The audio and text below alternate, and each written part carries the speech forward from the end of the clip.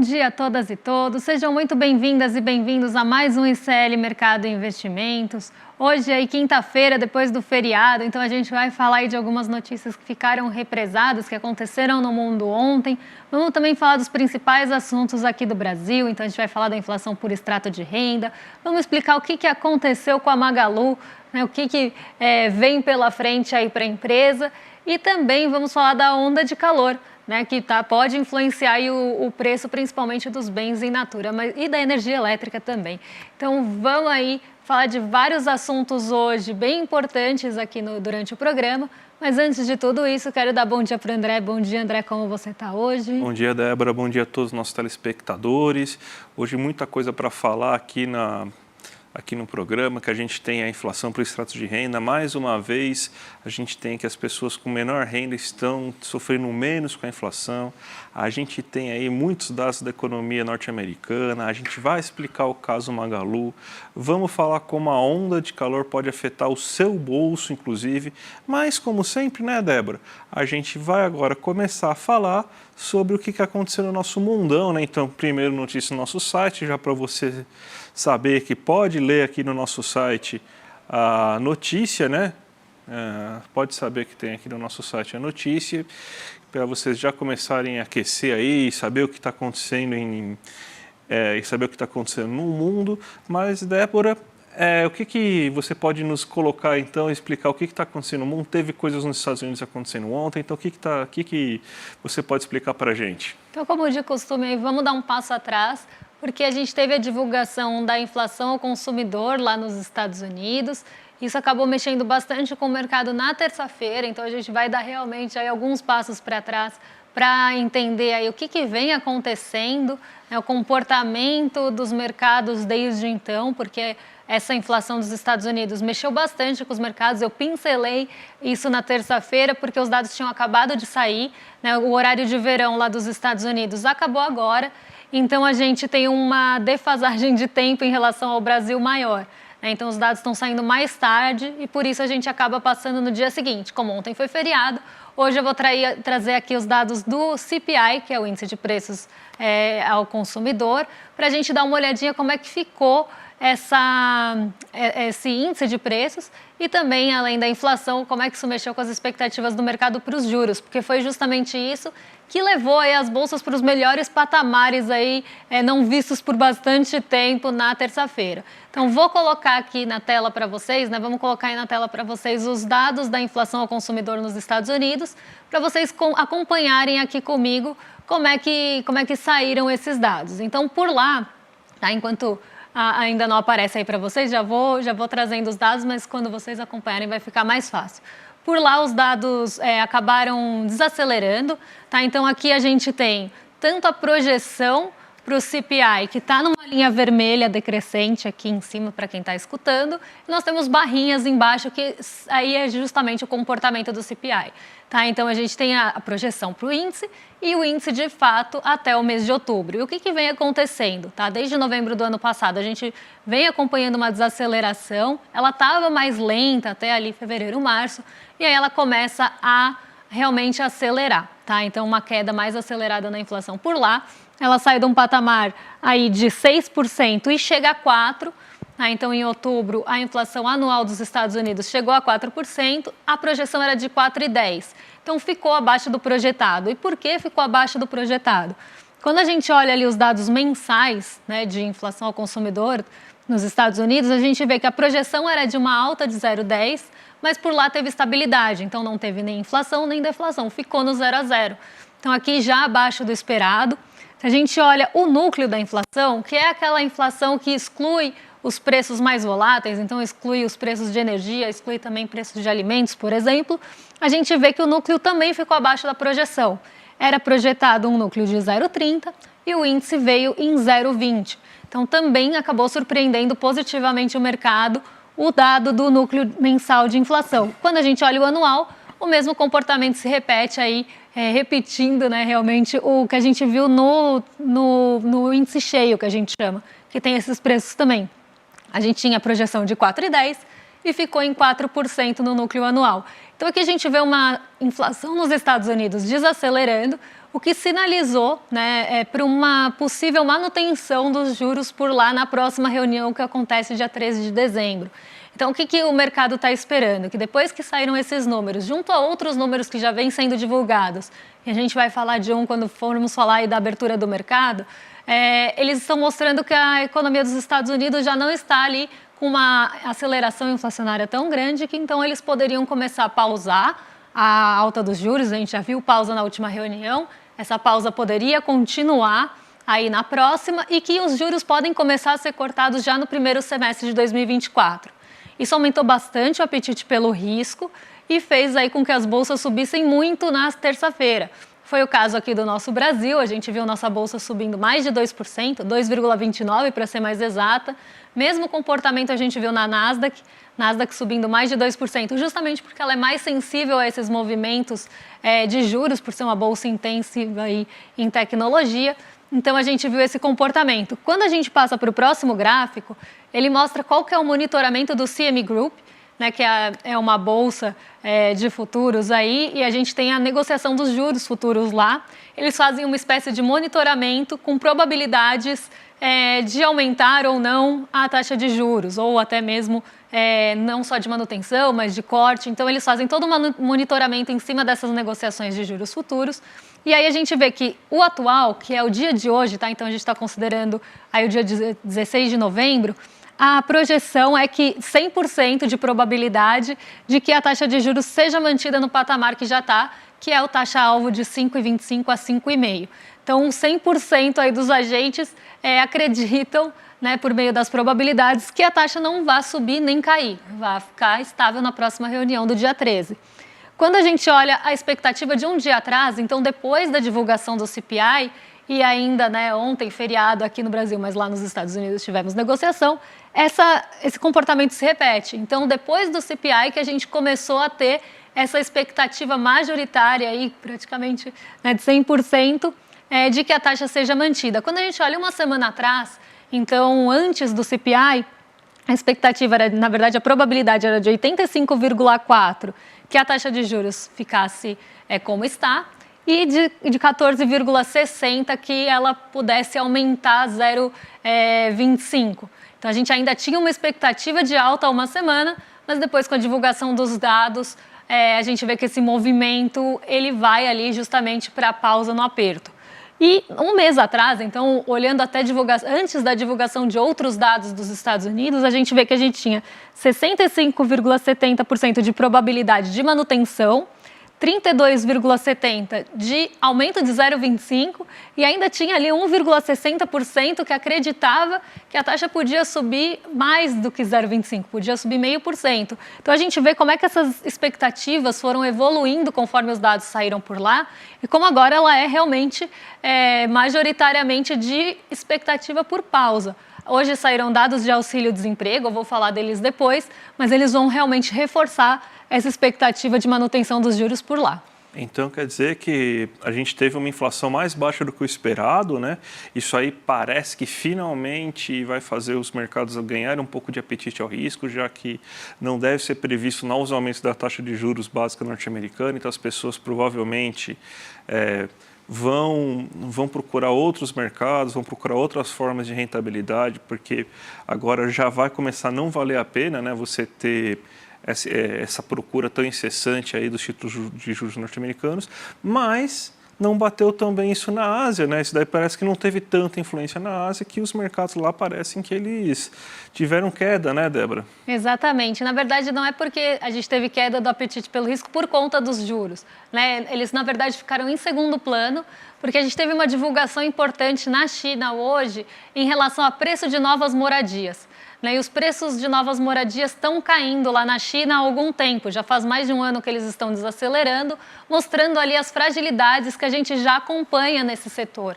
O setor imobiliário da China ele vem enfrentando bastantes dificuldades, não é de hoje que a gente fala aí do setor imobiliário da China, não só em relação aí à dificuldade que ele tem de trazer aumentar os preços das novas moradias ou até mesmo difundir, né, essas novas moradias por lá, né, maior aumento de demanda por elas, mas também a fragilidade que a gente está vendo no endividamento e na inadimplência das construtoras, né, das incorporadoras chinesas, como é o caso da Evergrande ou da Country Garden, que a gente sempre fala aqui. Então, é um setor que está com muita fragilidade, está com muita dificuldade.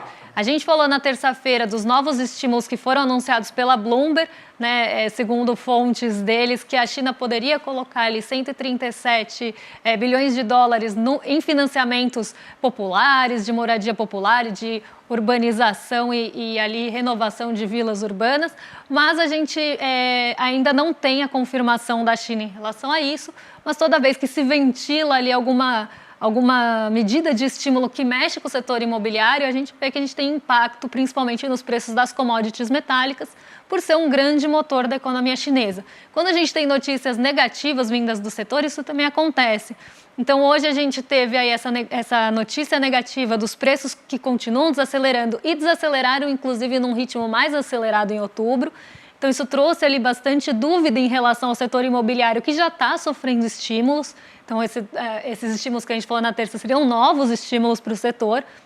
Está sendo alvo de bastante aí, realmente, empenho da China, justamente por ser um motor da economia, mas essa notícia acabou aí trazendo uma desconfiança, uma incerteza em relação à China, e aí toda a Ásia caiu em bloco, né? Foi um movimento majoritariamente negativo por lá, e quem liderou as quedas hoje foi o Xangai Composto, com uma queda de 0,71, que é a maior bolsa ali, maior índice chinês. Então, a gente vê, né, esse movimento negativo na Ásia, indo na contramão ali de Nova York. Então, a gente não teve tanta influência de Nova York hoje na China, trazendo aí esse descolamento.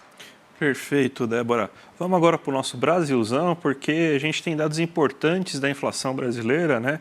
Que, mais uma vez, é o 5º mês consecutivo que a gente tem esse mesmo desenho da inflação, de que o peso é menor para as pessoas com renda mais baixa e o peso é maior para as pessoas com renda mais alta. Então, a inflação está pesando mais no bolso dos ricos e menos no bolso das pessoas mais humildes, mais pobres. Então, essa é uma boa notícia aí do que está acontecendo com a inflação. A gente tem até o gráfico para mostrar para vocês aqui como que está sendo isso. Geralmente, esses gráficos,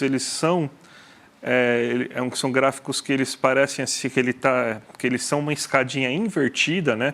Então, dos mais ricos para os mais pobres costuma ser menor o impacto inflacionário, só que dessa vez é uma escadinha subindo em vez de descendo, né? Então, o que a gente tem? No geral, a inflação do mês de outubro foi de 0,24%, chegando num anual de 3,75% e com um acumulado em 12 meses de 4,84%.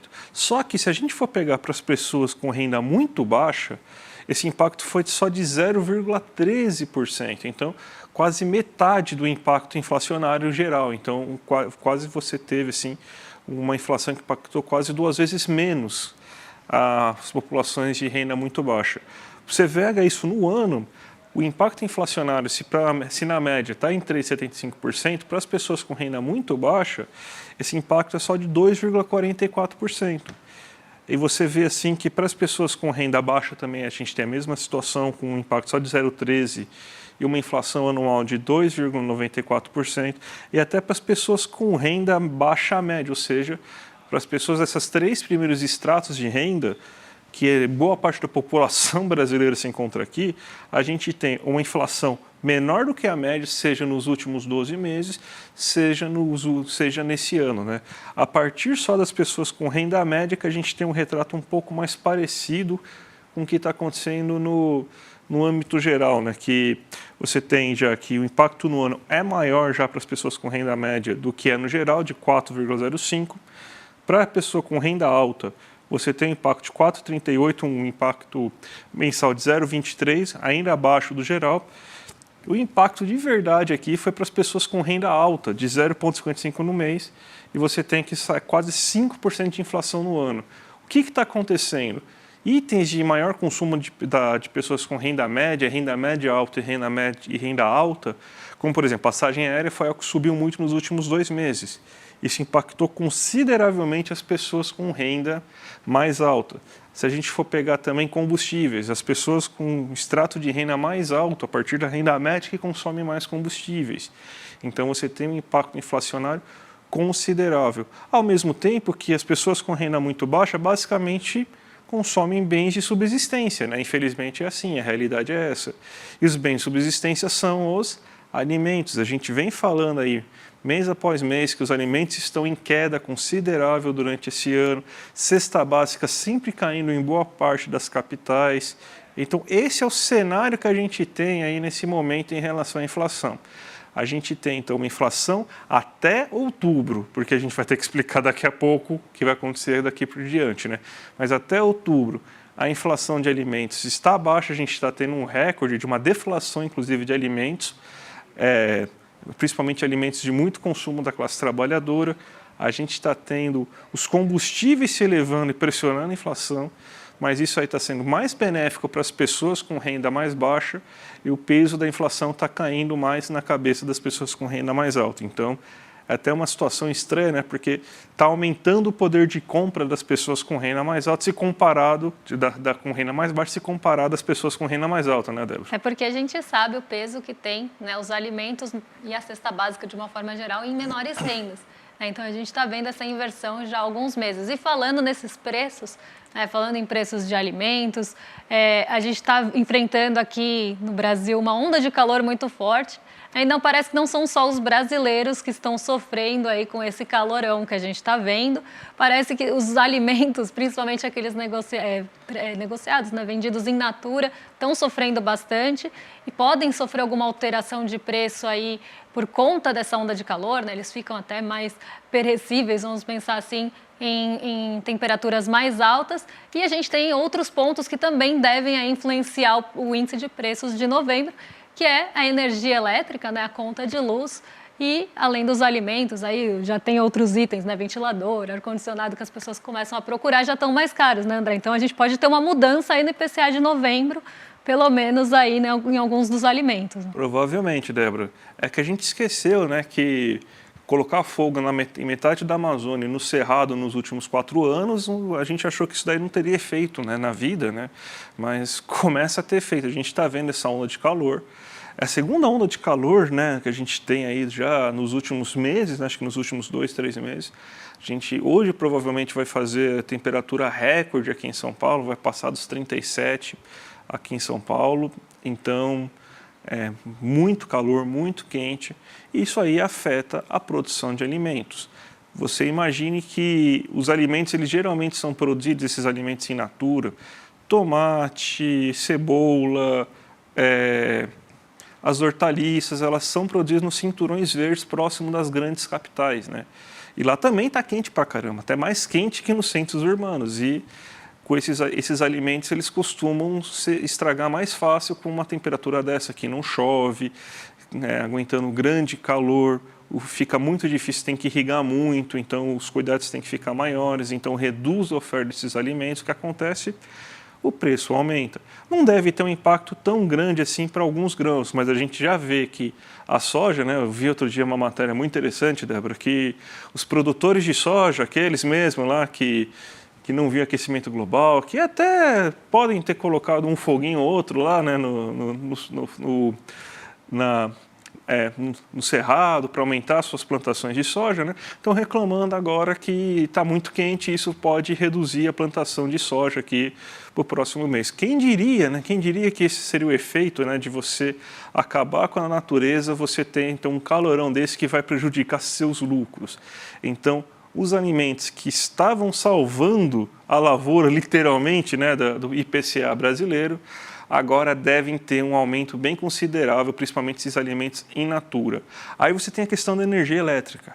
O Brasil, ele é um país que tem uma energia elétrica muito ligada às usinas hidrelétricas, né? Então, você depende muito de chuva para conseguir fazer com que o sistema elétrico brasileiro funcione. E calor evapora água, né? Então, o que acontece é que provavelmente vai ter secas importantes hidrelétricas brasileiras. Isso vai obrigar o governo a ligar o seu sistema de emergência, vai poluir mais, inclusive por causa que é uma situação que o sistema de emergência ele é termoelétrico, ele usa combustível fóssil, né? Então ele só é ligado em caso de emergência quando você tem que suplantar a energia elétrica a base das hidrelétricas mesmo. Então esse aí vai ser um grande problema, vai aumentar a poluição além de tudo, vai aumentar o preço, porque quando se liga o sistema energético emergencial, aumenta a tarifa da bandeira aumenta a bandeira tarifária, né? Isso aumenta o preço, né, de energia elétrica mensal, o quilowatt, o custo do quilowatt que você recebe em casa. E para finalizar tudo isso, a gente está gastando mais energia elétrica, né? Até a questão do horário de verão, que muita gente estava falando, eu estava vendo alguns estudos falando que o grande problema, né, é que com a popularização do ar-condicionado, antes a pessoa não acendia a luz em casa, só que hoje a pessoa, por causa inclusive do calor que faz no verão, o que ela está fazendo? Liga o ar-condicionado. Então, o que é uma lâmpada perto do ar-condicionado? Então, o horário de verão acaba ficando um pouco inútil no controle da energia elétrica, né? Então, esse é um outro problema, né? Mas até por isso eu acho que não voltou ao horário de verão. Então, a gente vai gastar mais com ventilador, ar-condicionado. A gente aumentou a potência da geladeira. Eu mesmo tive que aumentar porque os alimentos estavam estragando, né? Então, tudo isso consome mais energia. Então, é um bololô, uma tempestade perfeita. Isso deve ter um impacto inflacionário considerável aí no mês de novembro, Débora. Vamos ficar aí de olho, né, nos preços dos bens in naturas e nas bandeiras aí tarifárias da energia elétrica. Vamos ver se isso já vai ter algum impacto no IPCA 15, que vai pegar o comecinho aí de novembro. A gente já teve algumas altas aí de temperatura nesse começo de novembro, mas o impacto deve ser maior aí no IPCA cheio. Mas vamos ver como é que isso já vai refletir aí nos primeiros 15 dias aí que vão ser capturados pelo IPCA 15. E vamos dar sequência aqui, porque a gente teve uma divulgação de um índice de confiança do empresariado industrial. Esse índice de confiança, ele é medido pela CNI, né? Então a gente tem aí uma linha de 50, e aqui é uma leitura próxima e parecida com o que eu sempre falo aqui do PMI. É outra métrica, tá? Mas é só ali para vocês entenderem por que está assim, né, uma linha e aí acima de 50, abaixo de 50, falta de confiança. Então vou explicar para vocês. A gente tem essa linha de 50, que é o limiar ali entre a confiança do setor e a falta de confiança. Então, enquanto a gente está com a confiança, né, acima de 50, a gente tem ali, o setor está apresentando confiança, e quando a gente está abaixo de 50, está apresentando falta de confiança. E isso pode acelerar e desacelerar. Então, o que a gente vê aí? Aqui a gente está pegando desde novembro de 2013, então 10 anos, tá? Novembro de 2023, como se comportou essa confiança do empresariado ao longo desses 10 anos. Em relação ao mês passado, a gente teve queda na confiança. Então, por mais que ainda esteja no patamar ali de confiança em 50,4, está diminuindo essa confiança. Então, no mês passado estava em 50,5, a gente teve uma variação de 0,1 ponto percentual aí, na confiança. Então, a confiança está chegando perto dos 50, o que pode trazer aí um alerta, né, porque a confiança do empresariado está em queda. A média histórica era 54, então a gente está inclusive longe da nossa média histórica de confiança do setor, e a gente entende aí por quê. A publicação, o estudo completo, ele mostra de onde está vindo a falta ou o excesso de confiança aí, do empresariado. E a gente vê que muito dessa deterioração mesmo da confiança está vindo do cenário atual. O cenário atual, o empresariado está pouco confiante no cenário atual, mas está com expectativas melhores para os próximos meses, o que pode aí ser uma boa notícia, porque realmente a gente tem um cenário atual bem complicado para a indústria, então não é aí de se espantar que a gente tem uma confiança no cenário atual mais reduzida. E pensando aí nos próximos meses, a gente tem uma melhora dessa confiança, que é justamente o que está mantendo essa confiança acima do patamar de 50 ainda por enquanto. Então, aqui a gente vê, né, como é que ela se comportou ao longo do tempo, como é que está agora. Então, ainda temos confiança no setor, mas ela vem diminuindo ao longo do tempo, principalmente ao longo do ano. Então, esse é um ponto importante, né, até para a gente pensar, né, nas expectativas do setor, porque isso acaba mexendo com o investimento que vai mexer aí com a nossa economia. Então, esse dado aí é bem interessante. E, Débora, aconteceu alguma coisa chata com a Magalu ontem, né? Ou foi hoje? Não sei, acho que foi hoje, né? Teve uma questão de um erro contábil, né? O famoso errei, foi moleque, desculpa. Aí foi um erro contábil da Magalu e agora vai ter que provisionar. Isso aí reduziu, inclusive, o patrimônio líquido da empresa. Explica essa confusão, esse pequeno problema aí que aconteceu com a Magalu, Débora. Pois é, a Magalu teve que soltar um erramos, né? Erramos. E aí a gente vai explicar por quê para vocês, né? No dia 14 de novembro, depois do fechamento do mercado, a Magazine Luiza divulgou o seu balanço, né? Então a gente está vendo aí a temporada de resultados corporativos acontecendo agora e a Magalu foi uma das empresas aí que divulgaram os balanços no dia 14. E a gente viu uma diminuição do patrimônio líquido da Magalu em 830 milhões. E isso causou muita estranheza, né? Porque como é que o patrimônio diminuiu tanto assim num resultado trimestral? Né? E aí a Magalu explicou que foi um ajuste de 830 milhões que não deveria estar lá vamos pensar, anos anteriores. Por quê? A Magalu ela tem uma bonificação em relação aos fornecedores. Quando eles vendem grandes quantidades ali de produtos de um certo fornecedor, em tese eles têm ali uma bonificação que eles pagariam menos por aqueles produtos porque foi uma venda muito grande. Então, um acordo ali da Magazine Luiza com seus fornecedores. O que estava acontecendo e por que deu esse imbróglio todo? A Magalu estava lançando no seu balanço o preço reduzido antes mesmo da campanha acontecer. Então, vamos pensar que eles tinham lá uma grande campanha de vendas projetada para algum mês, mas que ainda não aconteceu. E que essa campanha se esperava que fosse ter uma venda muito grande e que por isso eles iam ter a redução no preço para pagar os fornecedores. Só que em vez de lançar o preço cheio, eles estavam lançando o preço da campanha que ainda nem tinha acontecido e que nem tinha tido desconto ainda ali do preço para pagar para os fornecedores. E isso aumentou, né? Vamos pensar, a gente tem uma despesa menor, isso aumentou o lucro líquido e o lucro bruto, tá? Os dois foram impactados por isso e acabou mostrando um resultado que não era verídico, né? Então, até a CVM abriu uma investigação da Magazine Luiza agora, mas o que tínhamos ali? Uma conta de fornecedores menor do que deveria ser, essa despesa também menor do que deveria ser, aumentando o lucro bruto e o lucro líquido, e aí a gente tem o quê? As ações artificialmente subindo, porque aquele lucro não aconteceu, porque o desconto não tinha acontecido ainda, e também bonificação ali de executivos por conta de eficiência de lucro, que também ali estava acontecendo por um erro contábil, né? E agora a Magalu não vai mais poder fazer isso, ela vai só lançar o preço de campanha quando ela realmente acontecer, mas ela teve que ajustar o patrimônio líquido aí em relação a esses erros que foram cometidos aí em balanços anteriores, né? Então a gente vê, né, a Magalu tendo esse problema, vamos pensar assim, em um momento que o varejo já está muito frágil, que a gente veio ali da fraude das Americanas. Então é um momento muito ruim para errar no balanço, né? Então isso fez aí com que a Magalu sofresse bastante e agora vai ser investigada inclusive pela CVM. 2 minutinhos, Débora. Vamos ver como que está o mercado. Então, a Magalu afetou a Bolsa Brasileira, alguma coisa? Coloca aí na tela, por favor, aí. Aí, vamos lá, Débora. Olha, a Magalu ela já é especulativa por natureza, porque ela é uma ação que oscila muito, né? Então, ela já sofre ali alvos especulativos recorrentemente, porque como ela oscila muito, as pessoas tentam ganhar ali na variação da Magalu, recorrendo em mais variação. Mas a gente tem a bolsa em alta hoje. E por que a nossa bolsa está subindo?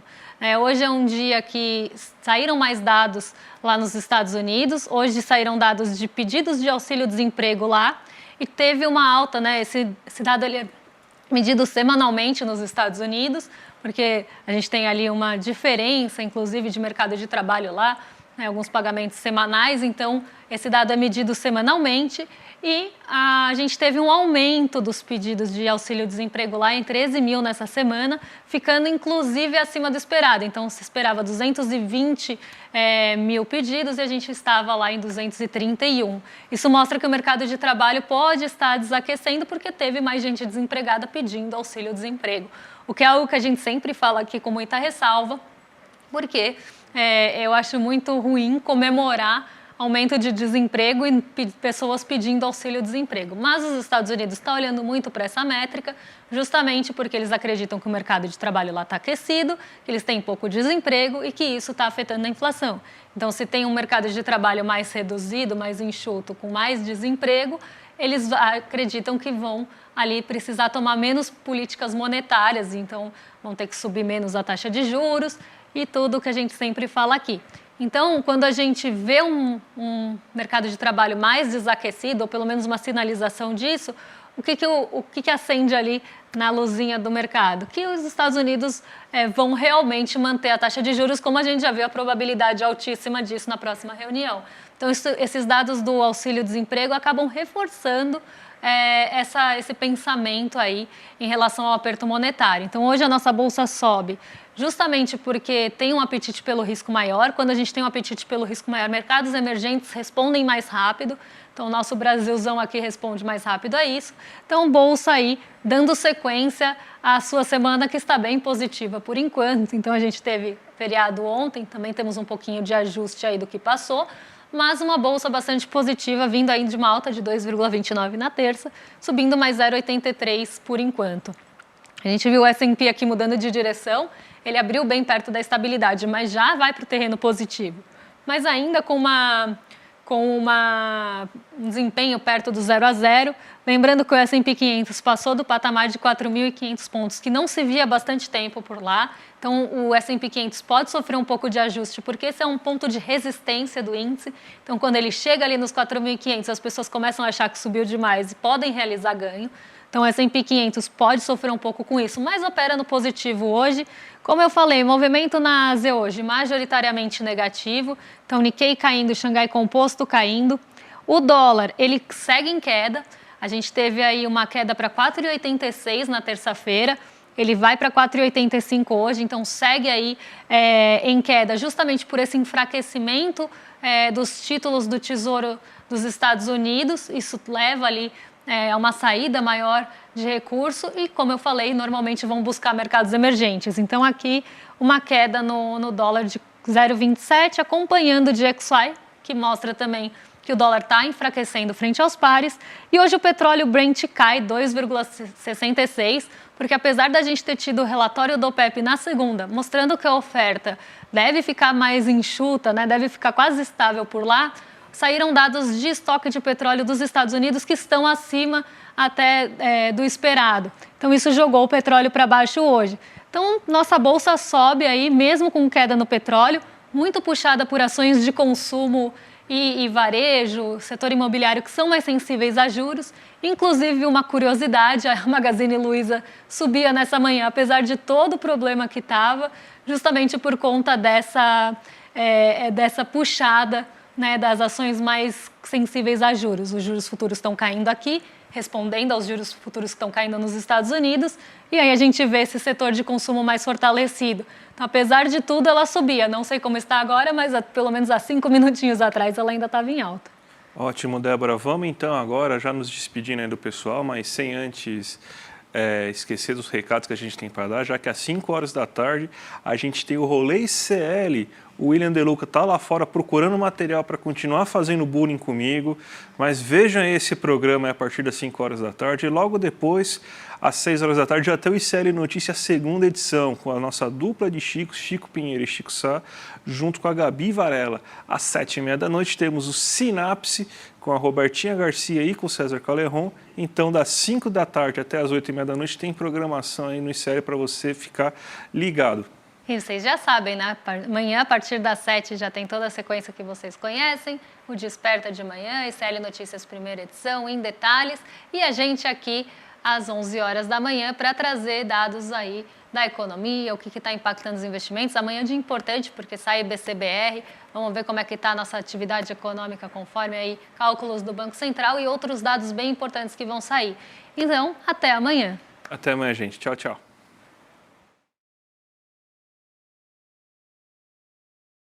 Vida e legado de Malcolm X. Ele é o protagonista daquela série Quem Matou Malcolm X, uma das séries de maior sucesso da história do Netflix. Dia 23 de novembro, uma quinta-feira, às 8 horas da noite, no horário de Brasília, você não pode perder a aula histórica que o ICL traz até você.